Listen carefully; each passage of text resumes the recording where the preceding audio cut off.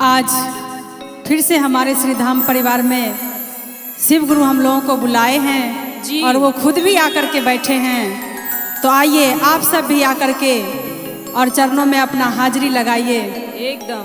तो प्रेम से बोलिए शंकर भगवान की जय, साहेब हरेंद्र भैया की जय, नीलम दीदी की जय, अपने अपने गुरु महाराज की जय जय हो, और सब श्रोता लोग की जय हो। तो मैं कविता झा अपने शिव गुरु के चरणों में कोटि कोटि प्रणाम करती हूँ। मेरा प्रणाम स्वीकार हो। आप सभी श्रोतागण को भी पांव छू के प्रणाम करती हूँ, मेरा प्रणाम स्वीकार हो। जितना गुरु भाई गुरु बहन सब यहाँ बैठे हैं, समस्त परिवार को मेरी प्रणाम है। तो आइए प्रिया दीदी जी, सब लोग इंतजार में हैं, श्रोतागण लोग एकदम बिल्कुल कि कब इनका गाना शुरू हो, कब सुने के मिले। हाँ, तो कैसे कहते हैं? कैसे हो? मनमा के श्रद्धा पुरैती हो, गुरु चर्चा करैती। अहो मनमा के श्रद्धा पुरैती हो, गुरु चर्चा करैती।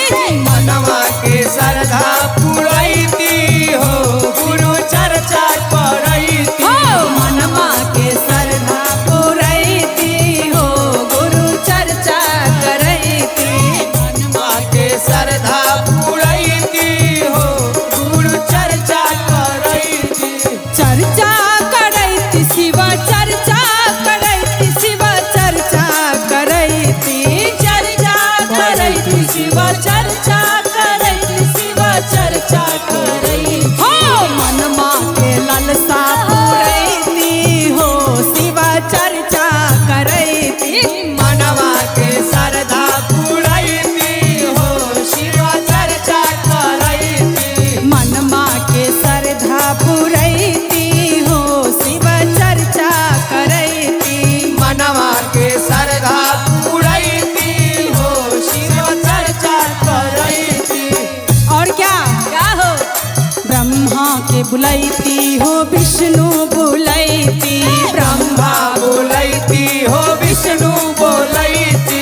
ब्रह्मा बुलैती हो, विष्णु बुलैती। ब्रह्मा बोलैती हो, विष्णु बोलैती। बुलैती हम शिव परिवार हो, गुरु चर्चा करैती। बुलैती हम शिव परिवार हो, गुरु चर्चा करैती। हे मनमा के श्रद्धा पुरैती हो, शिव चर्चा करैती। हे मनवा के श्रद्धा पुरैती हो, शिव चर्चा करैती। मनमा के श्रद्धा पुरैती हो, शिव चर्चा करैती। मनवा के श्रद्धा पुरैती हो, शिव चर्चा करैती।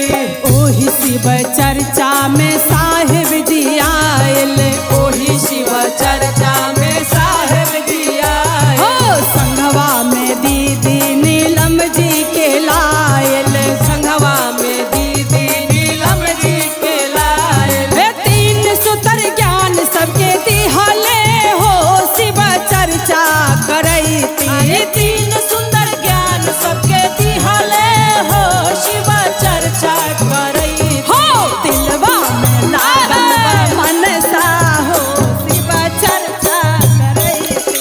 मनवा के श्रद्धा पुरैती हो, शिव चर्चा करैती। हे मनवा में लागल मनसा हो, शिव चर्चा करैती।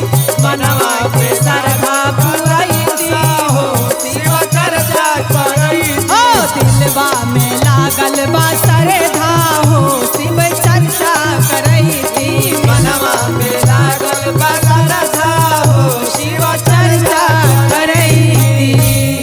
प्रेम से बोलो सच्चे दरबार की जय हो। कविता दीदी के कोनो जवाबे नहीं खे।